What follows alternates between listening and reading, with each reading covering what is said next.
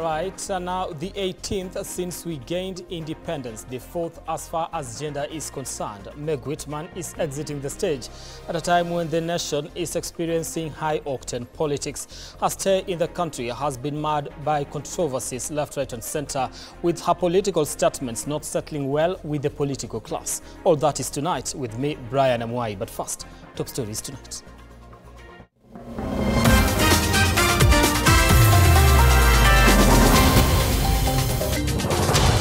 Tonight on Evening Edition. Culture of lies is swiftly replacing the integrity and respect that Kenyans deserve. Basically, it seems that truth does not exist, and if it does, it's only what the government says. Catholic bishops call out the government for a culture of lies, unkept promises and misplaced priorities. Education PS Belio Kipsang says that parents bear the biggest responsibility over exam malpractices in the country, as the government claims that the cases of cheating in this year's KCSE examinations have decreased. Also tonight, the death toll in the Iguhu Bridge accident on the Kisumu-Kakamega Highway, which occurred on Wednesday evening, rises to 13. We have made every effort to ensure that this process is free, fair, credible and verifiable. And Football Kenya Federation county elections held following the lifting of stay orders by the court ahead of the national elections slated for December 7th.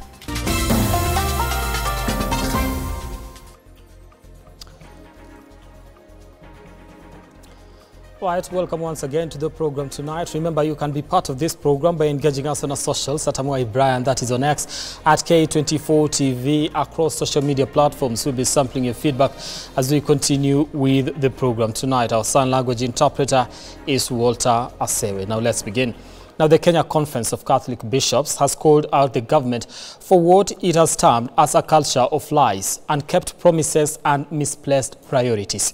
Now, the bishops also took issue with the current internal political wrangles, corruption among leaders and recurring cases of enforced disappearances and extrajudicial killings. Now, in the statement by the chairperson Maurice Muhatia, the Catholic bishops also criticized the government for limiting public participation to a formality.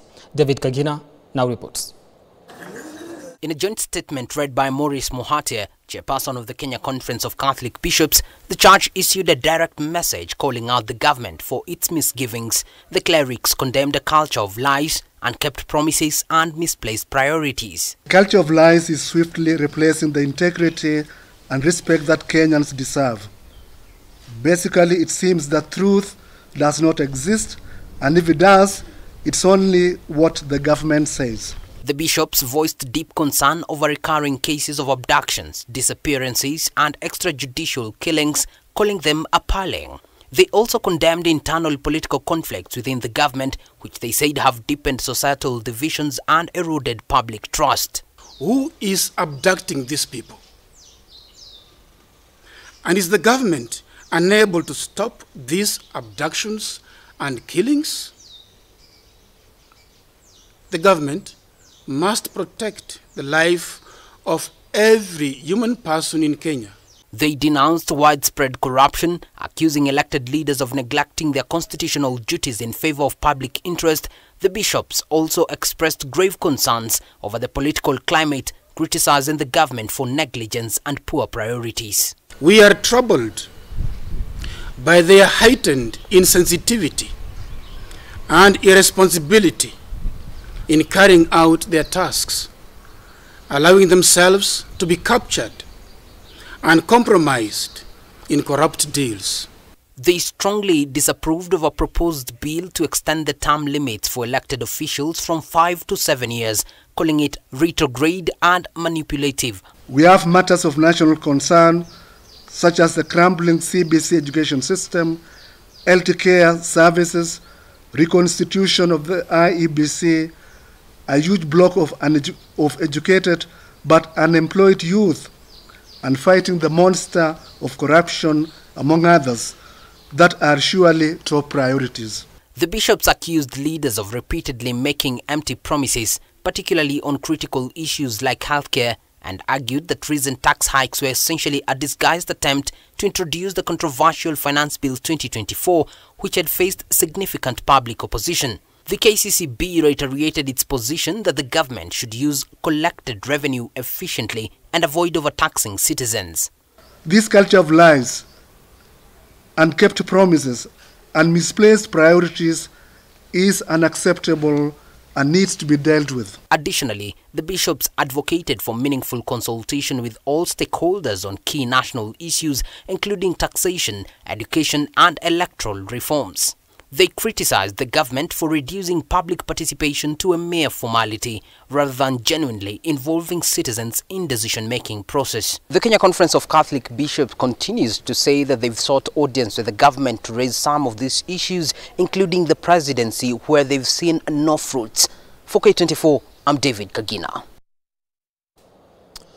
All right, away from that, the number of people who perished in yesterday's accident at Iguhu on the Kakamega-Kisumu highway now stands at 13. Now, 3 of the injured succumbed while receiving treatment at the Kakamega Referral Hospital. Meanwhile, families who lost their loved ones continue to troop at the hospital morgue to identify bodies of their loved ones. Electin Odera reports. Amimo is still coming to terms with the events of yesterday. Her daughter is among 13 people who perished in a grisly road accident at Iguhu on the Kakamega-Kisumu highway. Vile ilifika saa moja, nikasema hapana, mtoto wangu anafikanga kitoka college, anafikanga nyumbani mapema, na leo ametoka college kitu kama saa 5, na mpaka wa saa hii achakuja. She was anxiously waiting for her daughter, who was on her way home from Kongoni Technical Training Institute. Nimempata hapa mojari. Alikuwa amecheza kwa stage kweli kweli. Wakanionyesha vile mtoto wangu alikuwa anatoa mashairi hapo, wanamshangilia. Hata mimi nilifurahia. Kumbe nilikuwa nafurahia mtoto wangu alikuwa anawacha dunia. She is not alone. Esther Masinde, wife of the driver of the Nissan, says she received a message from a friend about the accident moments after speaking with her husband. Sijui nini iliendelea sababu nilipata tu magari matatu hapo. Nissan 2 na trailer. Sasa sijui ilikuwa namna gani. Amia Bukasu is lucky to have survived from the ill-fated accident. She was in the vehicle that was hit by a lorry. Nilikuwa natoka Kakamega and nilikuwa na my dad and my small brother. So actually mimi nilikuwa nalala, and then nikasikia tu a big bang, and then it crashing. Alafu venye niliamka nikajipata the upper side niko nje ya boot. As families of the victims continue to troop here to identify the bodies of their loved ones, the death toll has now reached 13 after 3 more people died while receiving treatment at the Kakamega Referral Hospital. Speaking after visiting the survivors at the hospital, Kakamega Governor Fernandes Birasa has urged road users to be more cautious, calling for the reinstatement of the Michuki laws. The 2 Nissans that we are carrying passengers, we are also overspeeding.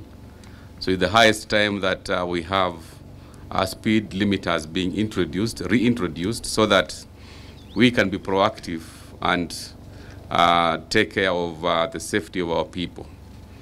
It's also the highest time that the roadblocks, which had been removed from the roads, be reintroduced, so that at least we have regular checks on the vehicles which are unroadworthy. Electin Odera, K24 TV. All right, now President William Ruto has commended his government's efforts in reducing the inflation rate by 2.7%, reflecting a drop in the prices of various commodities, including maize flour. Now, however, as Milia Kisienya reports, the positive development comes amid ongoing criticism from various stakeholders who argue that the government's actions are harming the economy and the ordinary citizen. As critics continue to fault the Kenya Kwanza government for failing the common mwananchi in effecting its promises to stabilize the economy, the government is adamant that it has achieved success in its economic measures. This is after President William Ruto met his cabinet ministers in his first meeting with the Deputy President Kithure Kindiki, where he was briefed on the impressive stability of the microeconomic situation in the country following 2 years of deliberate fiscal management measures. This will give us understanding and wisdom. In the report, the inflation rate has dropped to 2.7% last month, down from a high of 9.6% in September 2022, a factor which he attributes to the decline of prices of various types of food, particularly maize flour. The campaign promoting the government's successes, dubbed Ruto Delivers, is also being actively pushed through President Ruto's social media platforms. This initiative follows the controversial push for the SHIF health cover, which has faced severe criticism. Welcome to this cabinet meeting. President William Ruto also hosted his first ever cabinet meeting with Deputy President Kithure Kindiki at State House. The meeting focused on ministerial performance and preparation for the new performance contracts for cabinet and permanent secretaries under the broad-based government. On Wednesday, Deputy President Kithure Kindiki chaired his first cabinet meeting, setting the stage for today's event. Meanwhile, the president is scheduled to deliver his State of the Nation address to Parliament next Thursday at 2:30 p.m. Milia Kisinya, K24 TV. All right, now DCI officers in Nakuru County have today arrested a suspect involved in cheating in the ongoing KCSE examinations. Now, Collins Kemboi is said to have many followers on social media who relied on his services. Now, this is not the first case, as leaked papers are claimed to be authentic exam materials, begging the question, has this year's KCSE exam been compromised? Here is Majibu Kitau with more.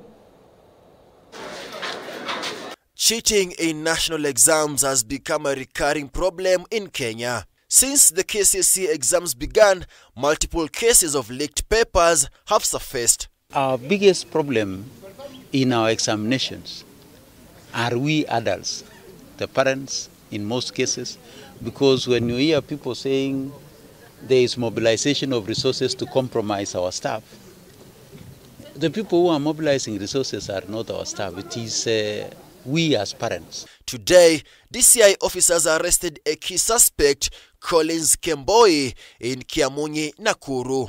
Posing online as a 23-year-old woman, Kemboi had over 78,000 followers on Telegram and 8,500 on WhatsApp, using these platforms to distribute exam papers. His phone, communication cards, IDs with different names, and a driver's license were seized by the police. He is currently being held at Central Police Station, awaiting his court appearance.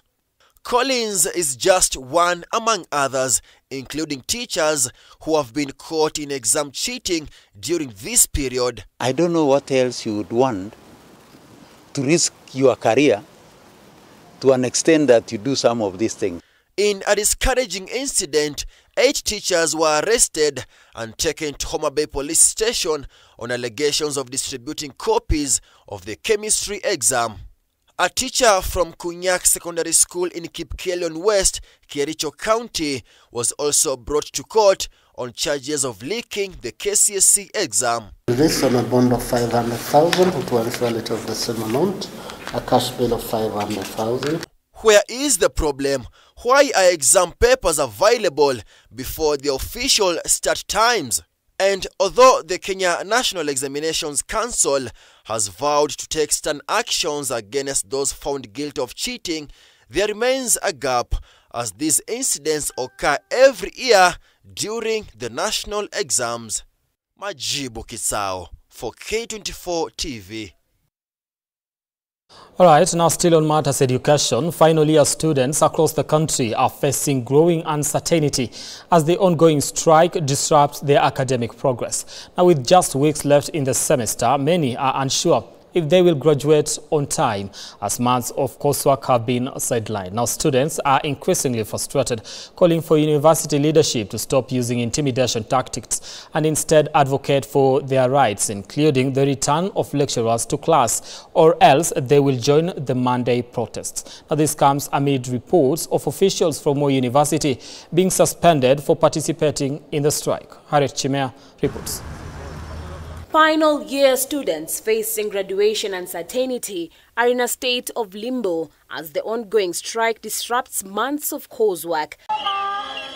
With just weeks to go until the semester ends, many are left wondering whether they will be able to complete their studies. Brian Kinuthia, a fifth-year civil engineering student, is one of many feeling the impact. He says if the standoff continues, it could affect his career plans and his future, casting a shadow over years of hard work. I had attachments that I had written out to, internships that I had written out to.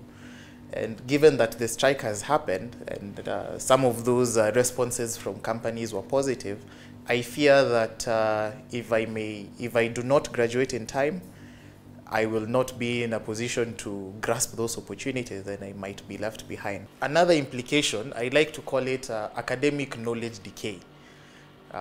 That when you spend so much time out of university, your brain starts to forget some of the concepts, some of the things that you're learning. Elton Butichi, a fourth-year anthropology and gender studies major, shares similar frustrations.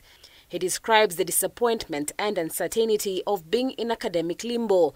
Elton says he's considering joining Monday's protest as a way to demand action. How comes when our lecturers maybe demand a small increment to their salary, there is no money. So at the end of the day, I think our government has just misplaced priorities. So I call upon all the students in all the 36 public universities to join the lecturers so that they can get what they deserve. For many students, the concern isn't just about missed classes, it is also about mounting costs. At the University of Nairobi, they are paying up to 46,000 shillings per semester for campus housing, with little to show for it in terms of learning. So there is no way a parent can be paying 46,000 for a hostel, and if you go to that hostel, the living conditions are very pathetic. There is no water, there is no clean hygiene. Compounding the issue is the fact that students have yet to sit for their mid-semester exams, even as the semester is expected to wrap up by the second week of December. These students, now they are busy doing things like playing station, like they are playing these virtual games. Others, they are playing pool. And at the end of the day, the government will not compensate these students. So I think now the government, since it has wasted the students 1 month, they'll have to also add them 1 month so that they can complete the syllabus on time. For those still in school, the struggle to catch up on coursework is real. While some are diving into textbooks, practicals remain a significant hurdle. The message to university leaders is clear. They want genuine support, not intimidation, and they want their lecturers back in class. So it's not just dialogue, but for the government to just be people of their word.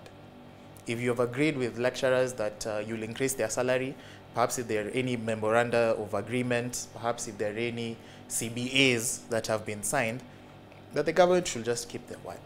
This standoff comes at a time when some officials from Moi University have been handed suspension and show cause letters for their participation in the strike. Harriet Chimea, K24. All right, time to take a break here on K24 Evening Edition. Don't go too far. We will be back in a few.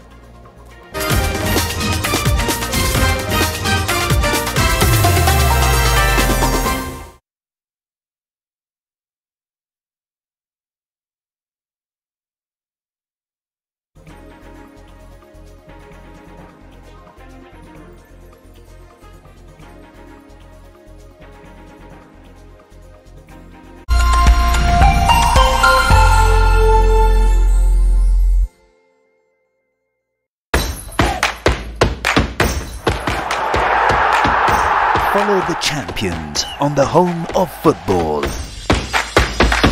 Watch the latest